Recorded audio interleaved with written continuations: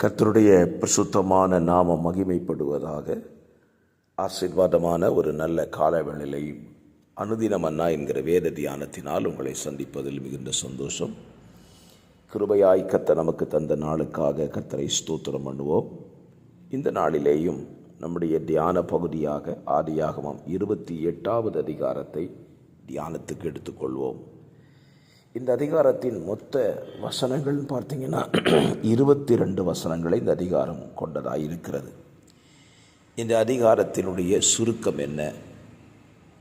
ஈசாக்கு யாக்கோபை அழைத்து ஆசீர்வதித்து அவனை தன்னுடைய மாமனாய் இருந்த பெத்துவேலிடத்திற்கும் அவனுக்கு மாமனாய் இருக்கிற லாபானிடத்திற்கும் அனுப்பி வைக்கிற நிகழ்ச்சியையும், ஏசா திரும்ப இஸ்மவேலிடத்தில் போய் தனக்கு இன்னொரு மனைவியை திருமணம் செய்து கொள்வதை குறித்தும், யாக்கோபின் பிரயாணத்திலே யாக்கோபு படுத்த இடத்தில் தேவன் அவனுக்கு தரிசனமாகி வாக்குத்தத்தங்களை கொடுக்கிறது குறித்தும், யாக்கோபு தேவனிடத்தில் பண்ணுகிற பொருத்தனையை குறித்தும் இந்த அதிகாரம் நமக்கு விவரித்து சொல்லுகிறது. இதுதான் இந்த அதிகாரத்தின் சுருக்கம். இன்றைக்கு நம்முடைய தியானத்தை நாம் சிந்திக்கலாம். கவனியுங்கள். ஆண்டவர் யாக்கோபை சந்திக்கிறார். யாக்கோபு தன்னுடைய வழிப்பிரயாணத்தில் மாலை நேரம் நெருங்கினதினாலே வனாந்திரத்தில் ஒரு கல்லை எடுத்து தனக்கு தலைக்கு கொடுத்து அவன் அங்கே படுத்து கொண்டான். அந்த இடத்திற்கு லூஸ் என்கிற பெயர் இருந்தது. ஸ்தோத்திரம். லூஸ் என்கிற இடத்திலே அவன் படுத்து கொண்டான். அவன் படுத்து கொண்ட பின்பாக தேவன் அவனுக்கு சொப்பனத்திலே தரிசனமாகி அவனோடு பேசுகிறார். இதுவரைக்கும் யாக்கோபுக்கும் தேவனுக்கும் எந்த சம்பந்தமும் இல்லை. ஒருவேளை அவன் தகப்பன் தேவனை குறித்து சொல்லி கொடுத்திருக்க வேண்டும், அவனும் தேவனை குறித்து கேள்விப்பட்டிருக்க வேண்டும். ஆனாலும் இப்பொழுது கர்த்தர் யாக்கோபுக்கு தரிசனமாகி அவனோடு கூட பேசுகிறார். அவனுக்கு சில வாக்கு தத்தங்களை கொடுக்கிறார். பாருங்க, அந்த வாக்கு தத்தத்தில் ஆண்டவர் சொல்லி முடிக்கும்போது, நான் உனக்கு சொன்னதை செய்யும் அளவும் உன்னை கைவிடுவதில்லை என்று சொல்லுகிறார். கொடுத்த வாக்கு தத்தத்தை நான் செஞ்சு முடிக்கிற வரைக்கும் உன்னை என்ன செய்ய மாட்டேன், கைவிட மாட்டேன்னு சொல்லுகிறார். நம்முடைய ஆண்டவர் எவ்வளவு நல்லவர் பாருங்கள். வாக்கு கொடுத்துட்டு போகிறவர் அல்ல, கொடுத்த வாக்கை செய்து முடிக்கிற வரைக்கும் அவர் ஓய்ந்திருக்க மாட்டார். இன்றைக்கு உங்கள் வாழ்க்கையில் உங்களுக்கு வாக்கு தத்தங்கள் ஏராளம் கர்த்தர் கொடுத்துருக்கலாம். ஆனால் கொடுத்த வாக்கு தத்தத்தை நிறைவேற்றுகிற வரைக்கும் அவர் ஓய்ந்திருக்க மாட்டார். நிச்சயமாக செய்து முடிக்கிற தேவனாக இருக்கிறார். மனுஷனாய் பிறந்தவங்க கூட நம்ம வாக்கை சொல்லிட்டோமே, இதை செய்யணும்னு நினைக்கிறாங்கள, அதை பார்க்கிலும் நம்முடைய இரட்சகர் எவ்வளவு உயர்ந்தவர். அவர் சொல்லியும் செய்யாதிருப்பாரோ, வசனித்தும் நிறைவேற்றாமல் இருப்பாரோ? உங்களுக்கு ஒரு காரியத்தை சொல்லியிருக்கிறார்ல, நிச்சயமாக செய்து முடிப்பார். நீங்கள் விசுவாசிக்க வேண்டியதுதான் தடை. நீங்கள் விசுவாசியுங்கள். ஆண்டவரே, நீர் எனக்கு இந்த வார்த்தையை சொல்லியிருக்கிறீங்களே, நிச்சயமாக செஞ்சு முடிப்பீங்க. விசுவாசியுங்கள். இன்றைக்கு உங்கள் வாழ்க்கையில் அந்த அற்புதத்தை ஆண்டவர் செய்யட்டும். இப்போ ஆண்டவர் யாக்கோபோடு பேசிவிட்டார். யாக்கோபுடைய நிலை என்ன? கர்த்தர் பேசிட்டார் அப்படி இருந்துச்சு, நல்ல கையை தட்டி ஸ்தோத்திரம் பண்ணிவிட்டு அவன் இடத்த விட்டு காலி பண்ணலை. அவன் ஒரு பொருத்தனை பண்ணுறான். இன்றைக்கும் பொருத்தனை பண்ணுறவங்கள பார்த்தீங்கன்னா வேடிக்கையாக இருக்கும்.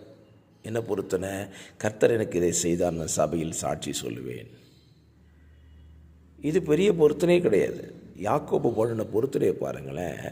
அவனுக்கு கர்த்தர் வாக்கு தத்தங்களை கொடுத்துட்டார். அந்த வாக்கு தத்தத்தில் அவன் பண்ணுகிற பொருத்தனை தான் ரொம்ப முக்கியமானது. அவன் என்ன பண்ணுறான் அப்படின்னா, நீர் என் சொன்னபடியே நான் போகிற இடத்துல என்னை காப்பாற்றி எனக்கு உண்ண ஆகாரம் உடுக்க வஸ்திரம் தந்து என் தகப்பன் வீட்டுக்கு என்னை சமாதானத்தோடு திரும்பி வர பண்ணுவீரானால், நீ சொன்னபடிலாம் எனக்கு செஞ்சீங்கன்னா நான் உமக்கு செய்கிற காரியத்தை சொல்கிறேன். முதல்ல நீர்தான் எனக்கு தேவன். தேவனை மாற்றிக்கொள்ள மாட்டேன். இன்றைக்கு பல நேர வாழ்க்கையில் தேவனை மாற்றிக்கொள்ளுகிறார்கள், ஊழியரை மாற்றிக்கொள்ளுகிறார்கள். இதெல்லாம் தவறு இல்லையா? சோத்திரம். ஆண்டவர் யாக்கோபு சொல்கிறான் பாருங்கள், நீர்தான் எனக்கு தேவன். ஒன்று. ரெண்டாவது, நான் நிறுத்தின இந்த கல் உமக்கு வீடாகும். தேவனுக்கு ஒரு வீட்டை கட்டுவேன்னு சொல்லுகிறான். மூன்றாவது சொல்கிறான், எனக்கு தருகிற எல்லாவற்றிலேயும் உமக்கு தசம பாகம் செலுத்துவேன் என்று சொல்லுகிறான். பொருத்தனை ரொம்ப அழகாக இருக்குது பார்த்தீங்களா? இப்படிலாம் இன்றைக்கி பொருத்தனை பண்ணுறோமா? நம்ம பண்ணுற பொருத்தனை நமக்கே பாதிக்காதபடி தான் பண்ணுவோம். அதை தான் நான் ஆரம்பத்திலே சொல்லிவிட்டேன். யாக்கோபு பண்ண பொருத்தனை அவனுக்குள்ளே ஒரு நல்ல உறுதித்தன்மையை கொண்டு வந்தது. கர்த்தர் எனக்கு இதெல்லாம் செஞ்சார்னா கர்த்தர் தான் தெய்வம், அவருக்குன்னு ஒரு வீட்டை கட்டுவேன், அவருக்கு நான் தசம பாகம் கொடுப்பேன்னு சொன்னான். இன்றைக்கி உங்கள் வாழ்க்கையை யோசித்து பாருங்கள். கர்த்தரிடத்தில் நீங்கள் இப்படிப்பட்ட பொருத்தனை பண்ணியிருக்கிறீங்களா? யோசித்து பாருங்கள். கர்த்தர் தான் உங்களுக்கு தேவனாக இருக்கிறாரா, இல்லை கர்த்தரும் தேவனாக இருக்கிறாரா? ரெண்டுக்கு வித்தியாசம் இருக்குது. கர்த்தர் தான் தெய்வம்னா வேறு யாருமே இல்லை, கர்த்தரும் தெய்வம்னா வேறு யாராக இருக்கிறாங்க. ஸோ சின்ன உதாரணம் சொல்லுவேன். உங்கள் சபைக்கு கொடுக்கப்பட்டிருக்கிற ஊழியக்காரர் தான் உங்களுக்கு ஊழியக்காரரா, இல்லை அவரும் ஊழியக்காரரா? யோசித்து பாருங்கள். உங்களுக்கு கொடுக்கப்பட்டிருக்கிற உங்கள் வாழ்க்கை குடும்பம், உங்கள் மனைவி தான் உங்களுக்கு மனைவியா, இல்லை அவளும் மனைவியாக இருக்கிறாளா? யோசிங்க. காலவெளியில் உங்களுடைய சிந்தைகள் நல்ல சிந்தையாய் மாறட்டுமே. ஸ்தோத்திரம். கர்த்தர் உங்களுக்கு தருகிற எல்லாவற்றிலையும் தசம பாகம் கொடுக்குறீங்களா? இதில் யோசித்து பாருங்கள். யாக்கோபு பண்ணின பொருத்தனை எவ்வளவு நல்லதாக இருந்தது. ஆண்டவரும் அதில் சந்தோஷப்பட்டிருப்பார்.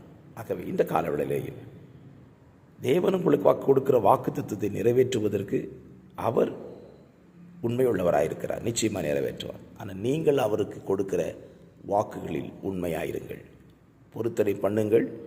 பண்ணின பொருத்தனையை நிறைவேற்ற தீவிரம் காட்டுங்கள். வருஷத்தின் முடிவு நாட்களில் வந்திருக்கிறோம். புதிய ஆண்டிலாவது நல்ல தீர்மானத்தோடு கூட பிரவேசிக்க கர்த்தர் உங்களுக்கு துணை செய்வாராக. ஜெபிக்கலாமா? பரிசுத்தமுள்ள நல்ல பிதாவே, இந்த நல்ல காலவெளியிலேயும் வாசித்த தியானித்த வசனத்தின்படி ஆண்டவரே, யாக்கோபுக்கு வாக்கு கொடுத்தது போல் எங்களுக்கு கொடுத்திருக்கிறீங்க. நீங்கள் நிறைவேற்ற வல்லவர். நாங்கள் எங்கள் வாக்குகளிலே உண்மையாயிருந்து நடந்து கொள்ள உதவி செய்யும். இயேசுவின் நாமத்தில் பிதாவே, ஆமென்.